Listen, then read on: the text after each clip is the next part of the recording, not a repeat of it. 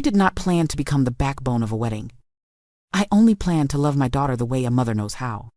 Through food, care, and quiet work that makes a celebration feel like home. My name is Eleanor Grant. I am 71 years old, a retired literature teacher who still remembers the smell of chalk and the hush before a poem lands. I have lived most of my life in Cleveland, where winter light leans pale across porches. When Julia told me she was marrying Mark, something opened that I thought widowhood had sealed forever. I stood at my kitchen counter and said the words mothers say when their hands are reaching for a notebook. I will help. Let me take the buffet. Let me handle the decorations. I can coordinate the vendors. It will be my gift. I did not mention that the cost would be about $3,200 from my pension, or that my wrists would ache from lifting stockpots. Love does not itemize. I planned a menu for 160 guests, built from recipes that moved through the women in my family like a river finding its course. Lemon chicken cutlets, roasted root vegetables with thyme, a barley salad with cherries for color and chew, trays of small cookies glazed with orange. I mapped the oven times, the cooling racks, the order of platters, and the path from my car to the reception hall, so nothing would wilt before it reached the white linen. The house became a workshop. Fabric samples draped over chairs. Glass cylinders for centerpieces lined the hallway like polished soldiers. I tested ribbon widths the way I used to test the weight of sentences. Mark stopped by after work and thanked me with the earnest politeness of a man who wants to do right. Julia kissed my cheek, called me her miracle, and sent me inspiration photos that made my phone glow with light and flowers. At night, I would set the coral dress across my bedspread and smooth the fabric the way you smooth worry from a child's brow. I bought that dress the year the district honored me for 35 years of teaching. When I wear it, I remember applause and the faces of students who once believed they could do hard things. I told myself I would wear it to the wedding so Julia could see me radiant and at ease. A guest among guests. A mother with her hands finally empty. Cleveland felt kind to me that week. The sun kept finding the kitchen window. The grocery clerks asked about the big day and called me chef as they weighed the garlic. My late husband's photograph watched from the mantel. His smile, a harbor. Family is built on respect. He used to say when we were young and counting coins. I believed it then. I needed to believe it now, as the lists lengthened and my heart did the same. It was a Tuesday afternoon, and the house smelled of onions and rosemary. I was at the kitchen table, pen in hand, calculating how many pounds of meat it would take to fill 160 stomachs. My notebook was smudged with flour from a test batch of bread, and the radio hummed softly in the background. That was when I heard voices on the back porch.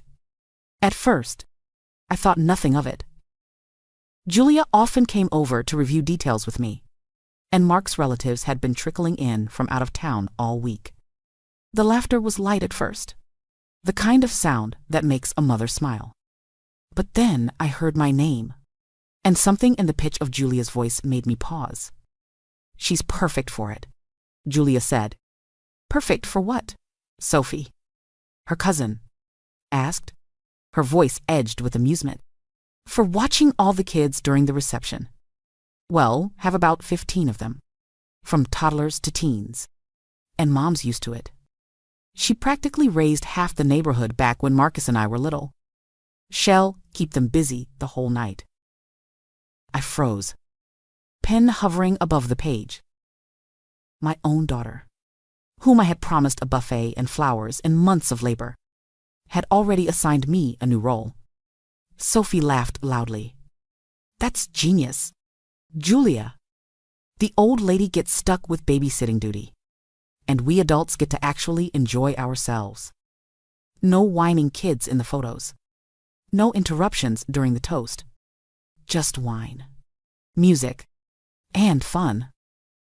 I pressed my palm flat against the table, trying to steady my breath. Julia's tone softened into the sweet performance she always used with me. But the words were sharp as glass. Exactly. And she won't even realize we're using her. She thinks it's out of love, like everything she does. Honestly, it's like having a professional nanny for free. She'll run around with the kids, tire herself out, and she'll hardly eat from the buffet she's making. More food for the important guests. They both burst into laughter. The room spun around me. My notebook slid off the table, landing on the floor with a slap that seemed too loud.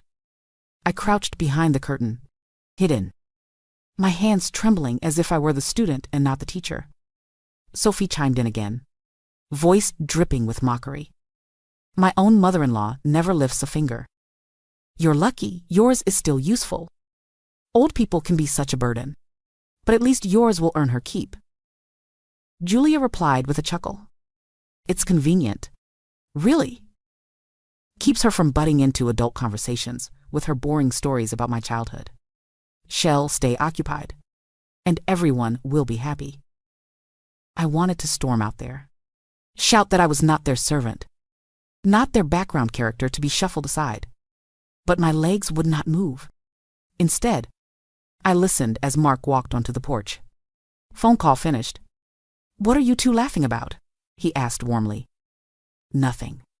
Love, Julia answered sweetly. Just talking about how organized I am. The children will be no problem at the wedding. Mom will take care of everything. Mark smiled, oblivious. My mom's an angel, he said proudly. She still has the energy to do anything. I bit my lips so hard, it nearly bled. Behind the curtain, rage and humiliation twisted in my chest. I had spent months preparing with love. And in one careless conversation, they had stripped that love down to servitude. My daughter, my only child, saw me not as her mother but as cheap labor she could command.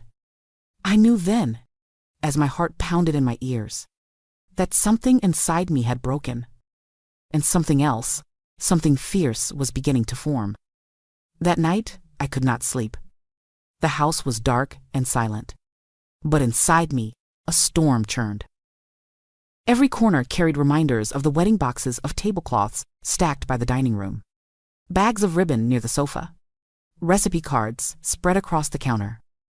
I walked from room to room, touching each thing I had prepared, and for the first time they felt heavy, not joyful. I had mistaken servitude for love, and the people I loved most had mistaken my devotion for obligation. At 3 a.m, I sat at the edge of my bed and picked up the framed photo of my husband. His eyes seemed to ask the same question mine did. How much longer will you let them take from you without asking? By sunrise. I knew the answer. No longer. The first call I made was to my oldest friend, Martha. We had taught at the same high school for 20 years and had survived marriages, funerals, and retirements side by side. If there was anyone who would understand, it was her. When she heard my voice, she didn't even wait for me to explain. Eleanor, she said, who hurt you? I told her everything.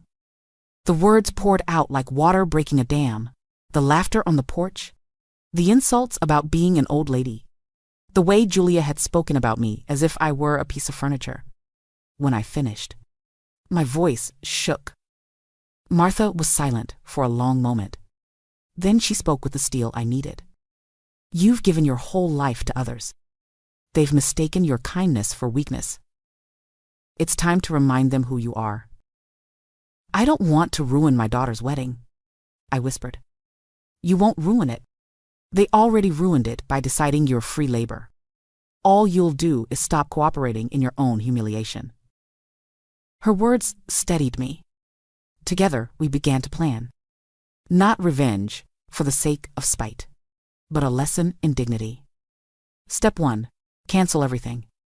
The caterers, the florists, the rental company, all the services I had lined up and paid deposits for. I would absorb the small cancellation fees. It was a cheap price for freedom. Step 2, disappear. Not dramatically, but quietly.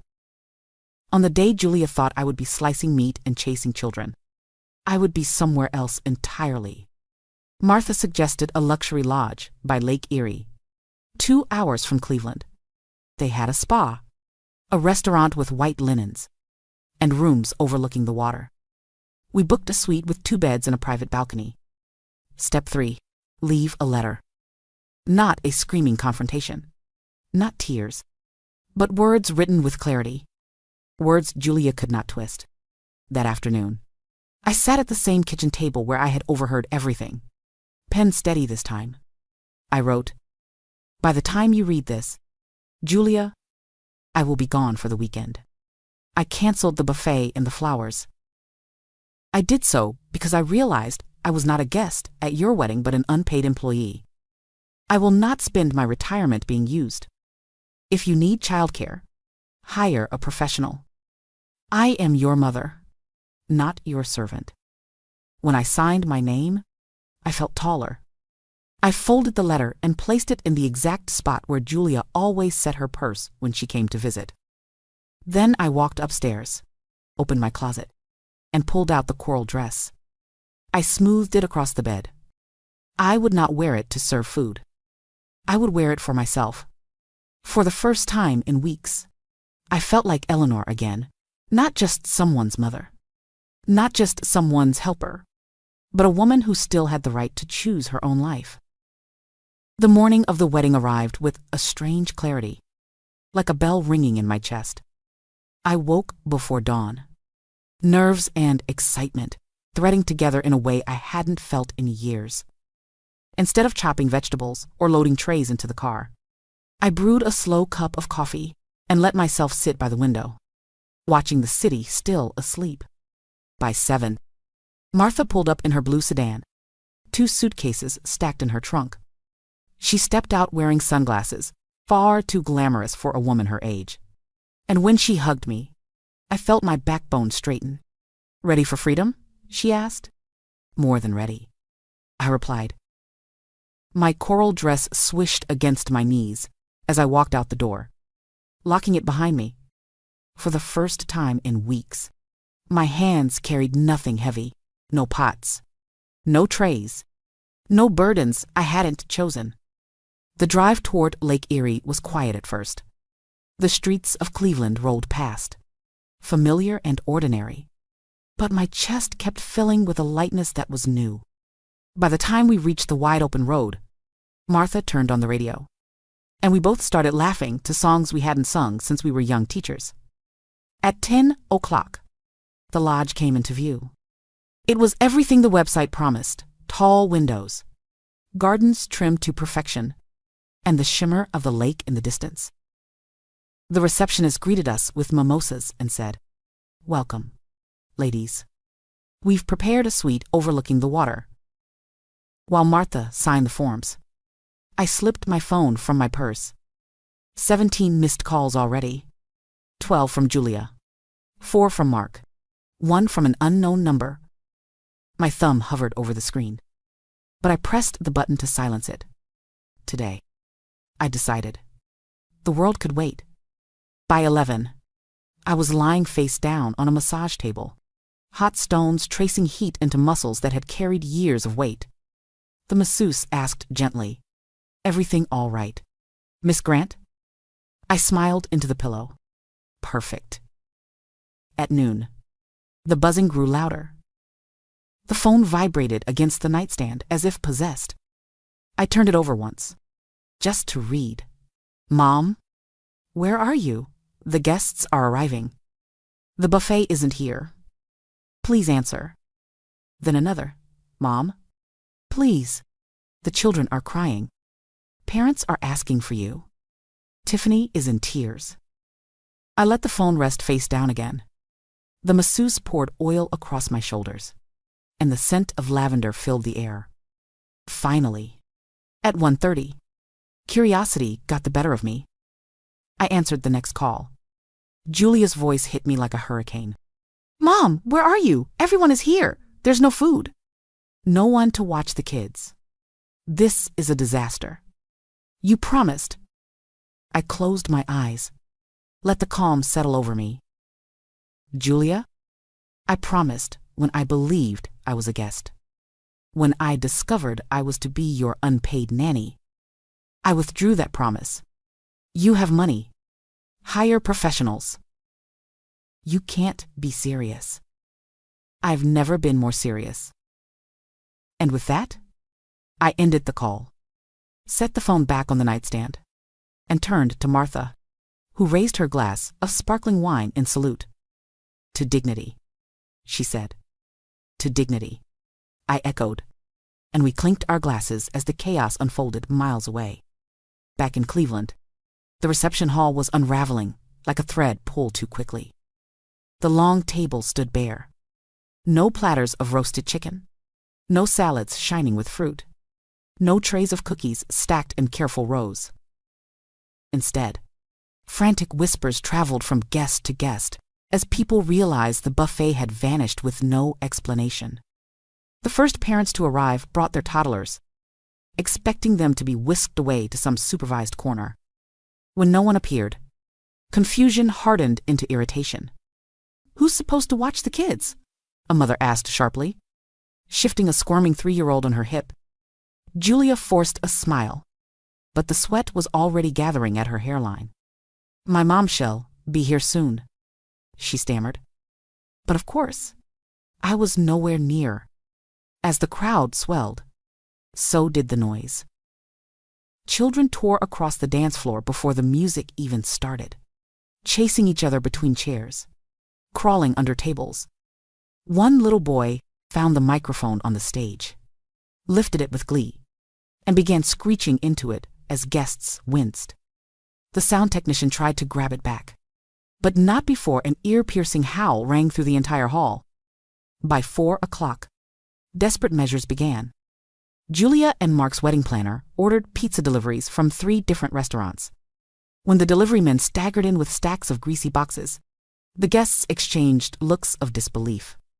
Why are we dressed up for this? Someone muttered loudly enough to be heard. Then came the real catastrophe. A group of children ran behind the dessert table, where the wedding cake waited under its delicate sugar roses. In seconds, a little hand yanked at the tablecloth. Plates crashed to the floor. The cake tilted, then toppled sideways, collapsing in a mess of frosting and sponge across the carpet. The room erupted in gasps. Julia burst into tears. Mark shouted, orders no one followed. And the worst moment arrived when a 5-year-old wandered outside, unnoticed. For 20 terrifying minutes, no one could find him. Parents panicked. Guests searched the parking lot, voices calling his name. When they finally discovered him crouched near a hedge, chewing on petals he had plucked from a flower arrangement, his mother sobbed in relief, but also in fury. Who was supposed to be in charge here? She screamed at Julia. The whispers became sharper. They used her mother. One guest said, "She backed out." "Can you blame her?" Another nodded grimly.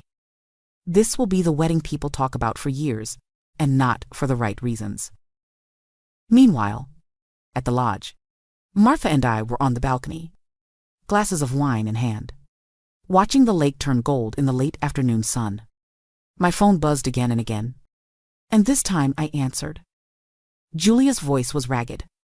"Mom, I'll pay you. Please, just come. $500. Just watch the kids. Please, I am begging you." I laughed, the sound surprising even me. "Julia, $500 is nothing compared to the $3,000 I already poured into your buffet. Respect cannot be bought at a discount." "Fine, $2,000, she cried. $2,000 could have bought you a caterer," I replied evenly. Instead, you chose to gamble with me, and now you see the cost. I ended the call, the image of her chaos filling my mind, and turned to Martha. "You know," she said, raising her glass, "this might be the first wedding where the pizza delivery men get a bigger round of applause than the bride." We both laughed until tears ran down our cheeks, because while the hall drowned in noise and shame, on that balcony, I finally felt free. 2 days passed before Julia showed up at my door. I knew she would come eventually, though I hadn't decided what I would say. When I heard the knock, sharp and hurried, I opened the door to find her standing there, eyes rimmed red, her hair still pinned in the remnants of an elaborate updo gone limp. She looked nothing like a radiant bride. She looked like a girl who had faced a storm without an umbrella. "Mom," she said, her voice cracking, "can I come in?" I stepped aside. She walked into the living room, sat down on the sofa, and buried her face in her hands. For several minutes, she said nothing, just breathed in jagged sobs. Finally, she lifted her head and whispered, "The wedding was a disaster." I folded my hands in my lap. I heard. People are saying it was the worst reception they've ever attended. They keep laughing about the pizzas stacked on the buffet table, about the children running wild. One of the kids nearly got hit in the parking lot. And the cake, she stopped, tears rising again. The photographer didn't even get a decent shot before it was ruined. It's all anyone talks about. I kept my voice steady. "Julia, you should be grateful no child was hurt. That's what matters. Food and cake are replaceable. Respect is not." She winced at the word. "Respect." "Yes. You promised me none. And in return I gave you none. That's how respect works." Her head jerked up. "Mom, please. I didn't mean—" "You did mean it." I cut in. Not cruelly, but firmly. I heard every word. You and Sophie laughing, calling me the babysitter, the old lady who needed to be kept busy. You thought I wouldn't find out, but I did. And even worse, you didn't even ask me. You just assumed. That's what broke me. Julia's face crumpled. I was stressed. I wanted everything perfect. Mark said, "You always loved watching kids." And I? Stop. I raised my hand. I do love children. Julia, I love teaching them, guiding them, even spoiling them once in a while. But there is a world of difference between occasionally choosing to help and being assigned as free childcare for 15 children without so much as a conversation. She bit her lip, trembling. "You're right. I was wrong. I ruined everything." The room fell silent.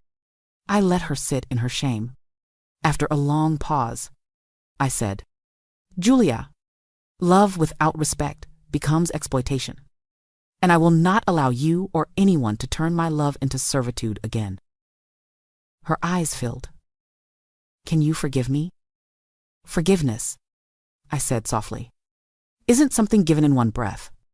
It is earned, day by day, through action. Words won't convince me. You will have to prove it." The front door opened then, and Mark stepped in.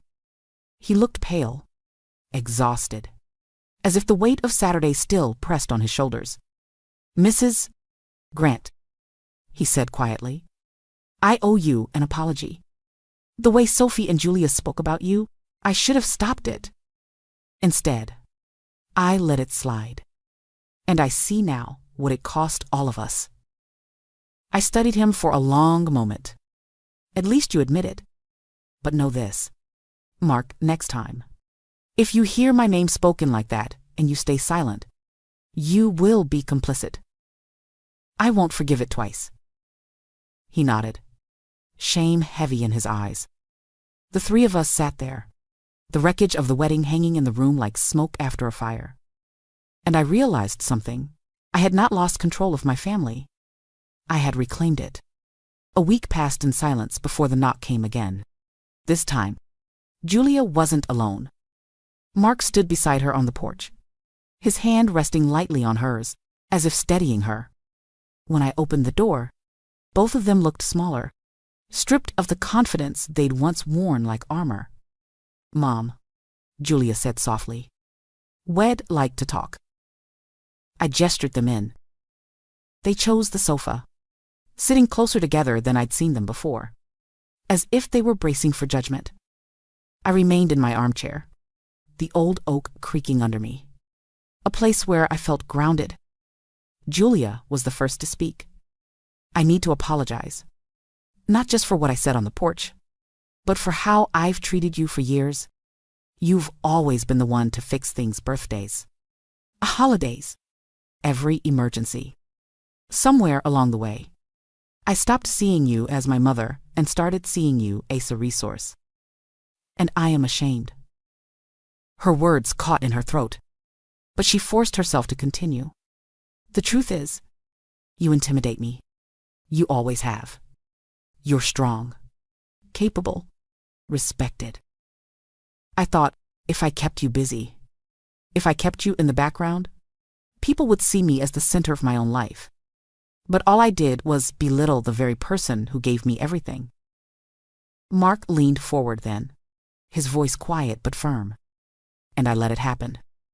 I laughed at Sophie's jokes. I told myself you wouldn't mind, because you always said yes. I thought silence was harmless, but it wasn't. It was betrayal. For a long moment, I said nothing. I studied their faces.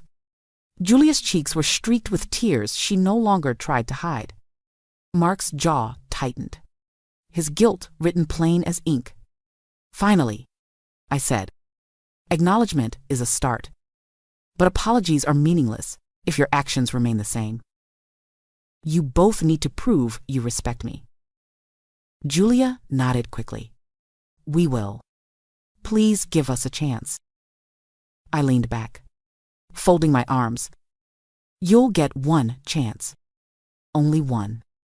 If you ever treat me as staff again, if you ever mock me behind my back, it ends. There won't be another conversation. We understand, Mark said. And to my surprise, Julia whispered, I want to earn back the right to call you Mom. Not just Eleanor. Not just the woman who does everything. My mother. Her words pricked something deep inside me, something equal parts pain and hope. I didn't answer, only gave a small nod. The first test came sooner than expected. 3 weeks later, Julia's birthday approached. Normally, she would have called me to cook, to plan, to decorate. Instead, she phoned one evening with a nervous lilt in her voice. Mom, I already hired the caterer. I booked the venue. I bought the flowers. But I'd love your eye on the decorations, just your ideas, not the work. And only if you want. I'll pay you for your time. I smiled into the receiver. You don't need to pay me for advice, Julia. I'll help because I choose to. That's the difference. The night of the party, I walked into her backyard to find golden balloons shimmering under string lights. Tables already laden with food. Julia spotted me and hurried over. Everyone. This is my mother. She's the reason these decorations look the way they do. It was the first time she had ever given me credit in front of others. And in that moment, I thought perhaps, just perhaps, change was possible. Months rolled by.